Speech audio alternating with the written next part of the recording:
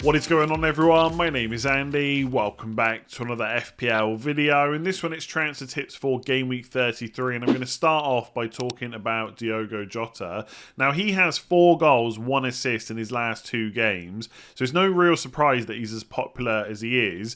In terms of a good transfer in, I think I kind of like him as a punt-ish. Like, I'm not completely on board with it, but I also kind of get it. If you look at the kind of clubs that are doubling in Game Week 34, the main ones we're looking to target are Liverpool, Man City, Man United and Brighton. And a lot of players from those clubs are either already in our FPL squads or they're obvious players to bring in. So a lot of people are getting Salah right now, Trent, Grealish, etc. Diogo Jota, although he has been transferred in by just over 130,000 FPL managers, I don't expect that to kind of massively climb where he's getting transferred in by everyone. So his ownership was already quite low going into this week, and I think that will probably continue to be the case over the next few weeks. So as a punt, I kind of like him. The reason that I'm not completely on board is because I don't completely trust his minutes going forward, especially after what Klopp said in the press conference before the Nottingham Forest game, essentially that everyone will have to play because they do have games in quick succession coming up now. Obviously, everyone has just played at the weekend. Game Week 33 is midweek. Then it's a weekend game again for the first game of 34, and then it's another midweek game for Fulham at home. Now, the gap, to be fair, for Liverpool players isn't too bad. Like, if we just bring Jota up here, that's Darwin. Let's bring up Jota instead. So you've got West Ham on Wednesday, Spurs on Sunday, Fulham on Wednesday, then they play again on Saturday. As I've said many times before, Liverpool have had those kind of turnarounds lots of times, right, with the Champions League, but they also have a squad that has the players that can rotate in instead. So could Darwin Núñez start one of those games instead of Jota? Absolutely. Now, he could also start instead of Gakpo, and with Firmino out, maybe Jota does continue to start every single game, but there's got to be some slight doubts there about whether that will continue to happen. Now, to be fair, he has started all 5 of the last 5 matches, so that's a good sign. But Gakpo had also started, I think it was 5 of the last 6, I think. Oh, sorry. Yeah, 5 of the last 7. 6 of the last 7. Sorry, I knew it was one of those numbers. So if you look at ever since Game Week 26, he started 3 in a row, then he was benched, then he started the next 3. Something similar could happen with Jota, and obviously Gakpo got bought off before the 60th minute as well. Again, something that could happen to Jota going forward. So that's why I kind of think he's alright as a punt, but I wouldn't be going out of my way to try and fit him into my team right now. I think the fact that he's listed as a forward as opposed to Gakpo as a midfielder also helps, because the midfield is kind of stacked right now. Salah, kind of double Man United, a lot of people have got double Brighton, Grealish, etc. as well. It's hard to fit in another player. So if you're going to do it, it probably is with Diogo Jota. So if you can get him in and do all those other plans you had before, whatever that might have been, whichever players you were looking to bring in, then I think he's fair enough as a punt, because he should get at least 1 start in 34. You've got an outside shot of getting both, and then hopefully he plays the games either side. And the fixtures that Liverpool have for the rest of the season are great. The only problem is Diaz is going to start building up his fitness, and that's just another player that can play on the left instead of Jota. So I don't think this move is without any risk, and I wouldn't be bringing him in expecting him to get 2 goals every single week. But as a punt, I don't completely hate it. I'm just not completely on board with it either. So now that the blank in Game Week 32 is out of the way, a lot of people are looking to bring Man City players back into their squads. And when you look at the fixtures they've got coming up, it makes a lot of sense. The only slight downside is their hardest fixture remaining on paper is Arsenal at home. And that fixture is in Game Week 33. But as I mentioned on the team selection video earlier, they have conceded 7 goals in 3 matches. So the defence isn't exactly watertight. And there's lots of reports going around that Saliba's going to miss that game again, which means Rob Holding is probably going to play. And you would expect that even if Man City don't smash Arsenal, which I'm not really expecting, right? They're not going to go and beat them by 4 or 5 goals. They're still fully capable of getting at least 1 or 2, if not more. And if they do, as a Grealish owner, you would then hope they would be involved. So I don't think this is necessarily a fixture to target or anything like that. And if you've got other moves you can make, and you can delay your Man City transfer till 34, that might be more beneficial beneficial. But if you need to make a midfield transfer this week because of how your team is set up, then I don't mind bringing in a Man City player ahead of what is a great fixture run afterwards. So they got Fulham away, West Ham at home in 34. Then it's 2 single game weeks, Leeds at home, Everton away, both really bad defences. Then another double in 37 of Chelsea at home and Brighton away. And don't get me wrong, that's not really on paper the kind of 2 fixtures that you would look to target, but it is an extra fixture for Man City, and they are a team, as we know, that will score past most opponents. So I wouldn't be really too worried about that. I'm looking at that fixture and thinking there's goals in every game, 2 double game weeks, things look pretty good. The only thing I would worry about slightly is Champions League. So every other team, I think, in the Premier League, unless I've got it wrong, is now out of Europe. And the FA Cup final, which Man United and Man City are involved in, is after Game Week 38. So there's not really any other cup competitions to worry about now, unless you're a Man City owner in FPL. And this is how it looks. So it's Arsenal on Wednesday, Fulham away on Sunday, then West Ham at home on Wednesday. So that's the double game week in 34. Then they play Leeds in 35. And then they've got Real Madrid first leg away from home. Then Everton in 36. And then the second leg against Real Madrid. Now, unless Man City are winning that first leg, like 9 or 10-0, there's no way Pep's going to go in with a weakened side.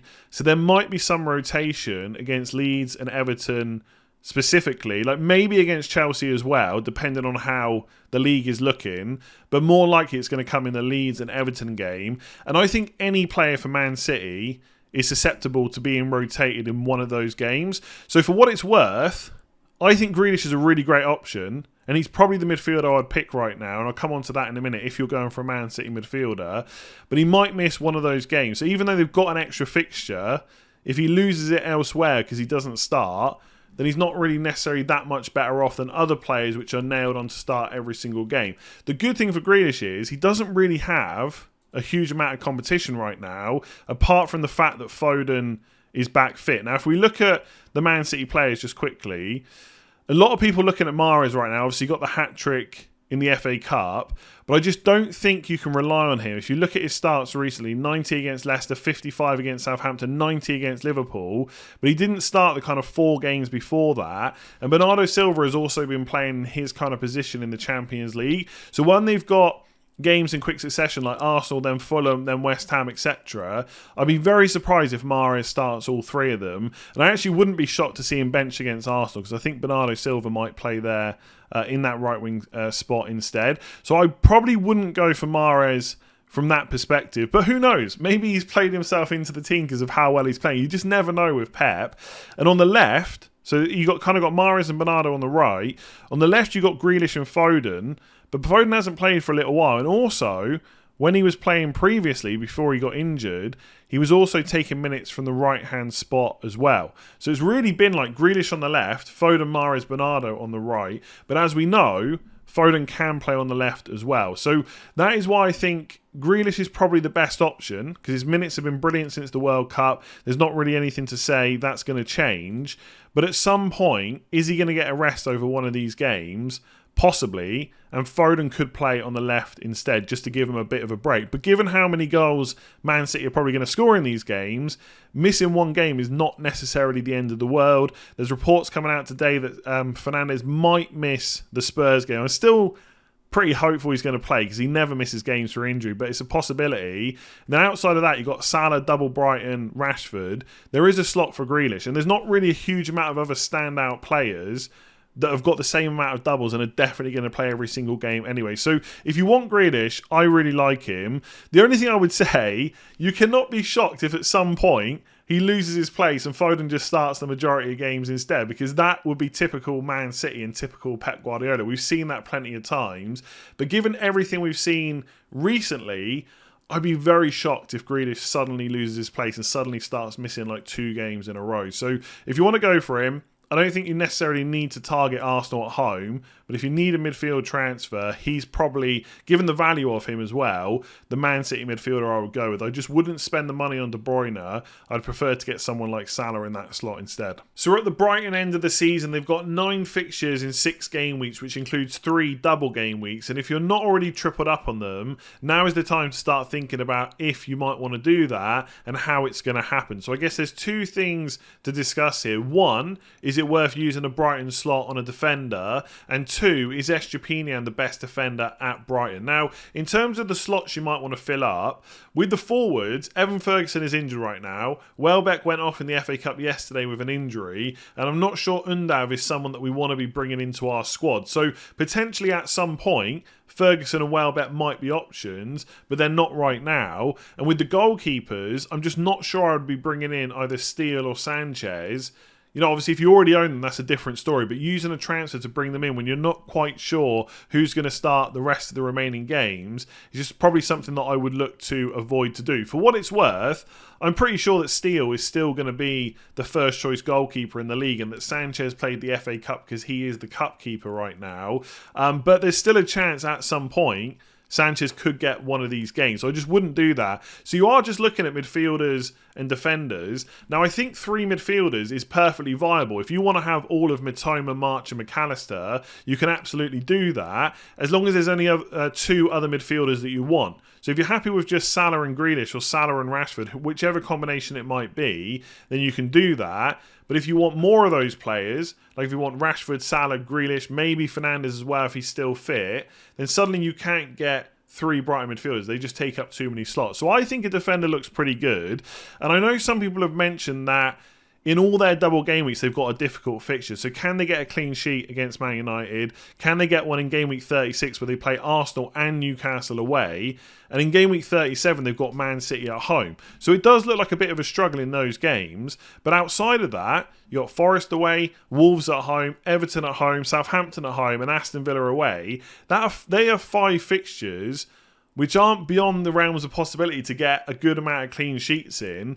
And then you've got the other extra fixtures, which are a bit more difficult, just as a bonus. So I wouldn't be too worried, because there's always a chance that they nick a clean sheet in one of the more difficult games as well. And you've still got attacking potential to come on top of that. And the Brighton defenders are less than 5 million. So I'm not saying they're necessarily better than Man City defenders or better than Trent or someone like that, which a lot of people are looking to bring in right now. But they're a lot cheaper and easier to get to. So I think Brighton defenders still look like a pretty good choice for the rest of the season. There is a conversation to be had in game week 36 about whether they're worth playing in the double. A lot of people will have Trent, who I think's got Leicester away, or Shaw, who's got Wolves at home. And because Newcastle also double that week, people are going to have pretty good defenders on the bench. But even disregarding that, the fixtures outside of that are still good enough that I would want to be bringing in a Brighton defender if I had a spare slot. Now, in terms of who the best option is, I have, as an Estupinan owner, I think sometimes when you're an owner of a player, you do get a little bit more worried.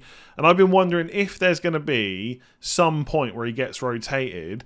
It just has not happened for so long. And to be fair, they don't really have anyone that can play in that left-back spot anyway. So I've mentioned this on the stream yesterday. Estupinan hasn't started a game in the league. I should really get my words the right way around.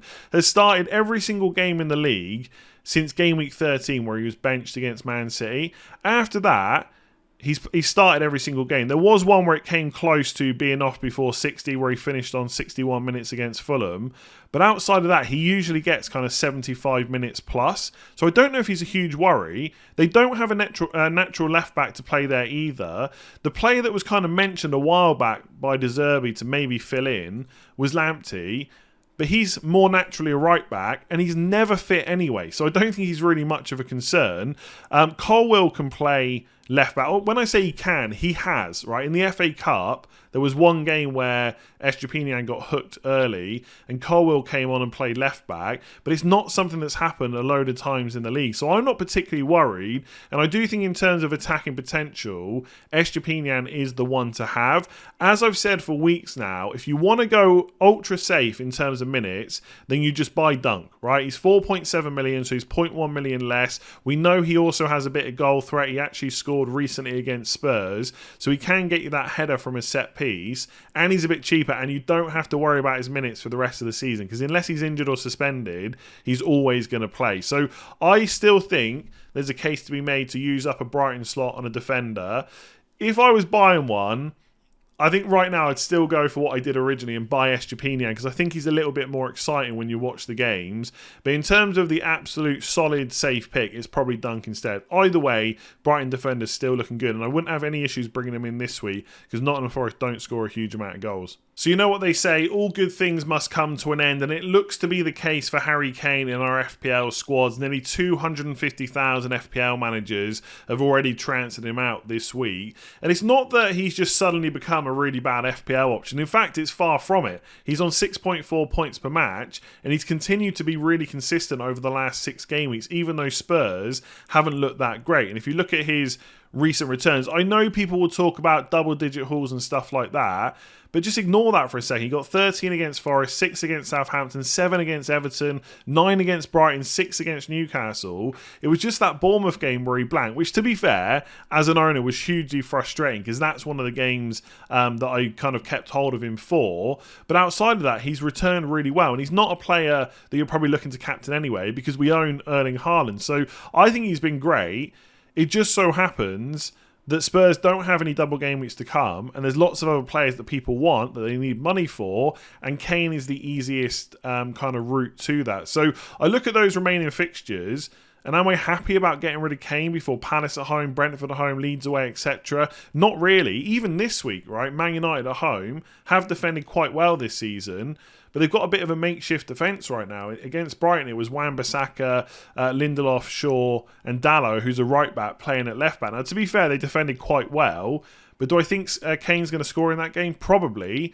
But ultimately, there's lots of other players I want instead, so he's probably going to have to go. And I think for most people, that is the case. If you don't need to sell him this week, you could absolutely keep hold of him. No issues with that whatsoever. But by game week 34, he's probably got to go. And if this was game week 5, and this was the next 6 game weeks, we probably wouldn't even be having this conversation. We would just hold on to him, knowing that he's got some really nice fixtures to come. But unfortunately for Kane, not that he probably cares too much if we take him out of our squads, we've got 6 game weeks to go, like lots of double game weeks to come, and he's probably got to go. So Harry Kane, you've been brilliant, 6.4 points per match. I probably should have brought you into my squad a lot earlier than I did, and maybe I'd be even higher ranked than I am right now, and that would have been great, but it didn't happen. I got it wrong, but either way, it's time to go. Would I love him back for Leeds away in 38? Yes. Can I make that happen? Possibly, but probably not. So Kane, we just say thanks and goodbye. And I think it's a similar story for Bukayo Saka as it is with Harry Kane, that he hasn't suddenly become a really bad FPL option. In fact, he's